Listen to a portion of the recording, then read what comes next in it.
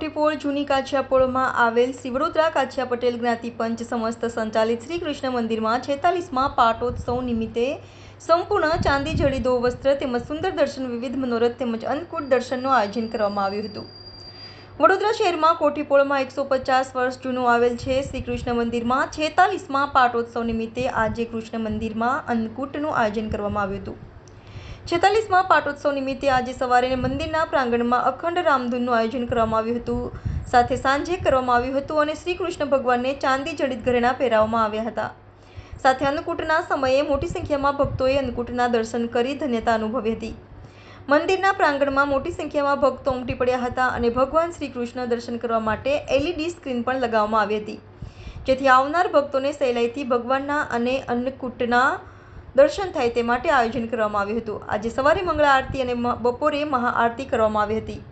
સાથે સાંજે ભગવાન શ્રી કૃષ્ણને અન્નકૂટ ધરવામાં આવ્યું હતું। શ્રી કૃષ્ણ મંદિરને લાઇટો અને ફૂલોથી સુશોભિત કરવામાં આવ્યા હતા। સાથે ભગવાન કૃષ્ણને વિવિધ પ્રકારની વાનગીઓ પીરસવામાં આવી હતી।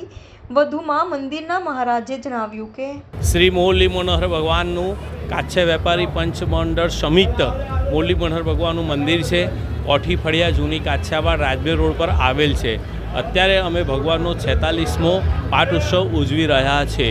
એ નિમિત્તે આજે ભગવાનને સવારે મંગળા આરતી હતી, બપોરે મહાઆરતી હતી અને અત્યારે ભગવાનનો અંકુટ ભગવાનને 56 ભોગ ધરાવવામાં આવ્યો છે। ભક્તોને અમારી નમ્ર વિનંતી છે કે આ દર્શનનો લાભ લેવા આવજો।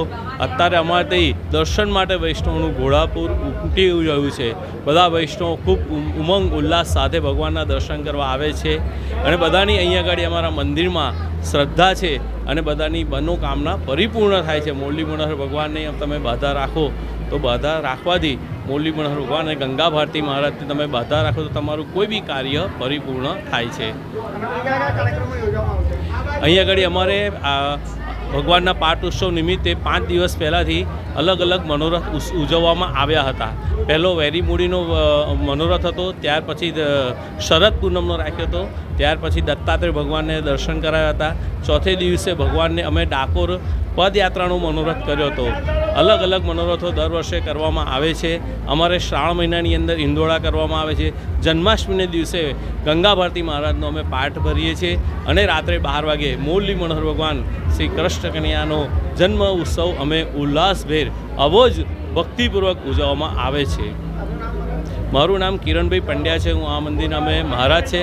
અમારી અમે આશરે 100 વર્ષથી પૂજા કરીએ છીએ। અત્યારે અમારી આ ચોથી પેઢી અમે અત્યારે મંદિરમાં પૂજા ભગવાનની સેવા કરી રહ્યા છીએ।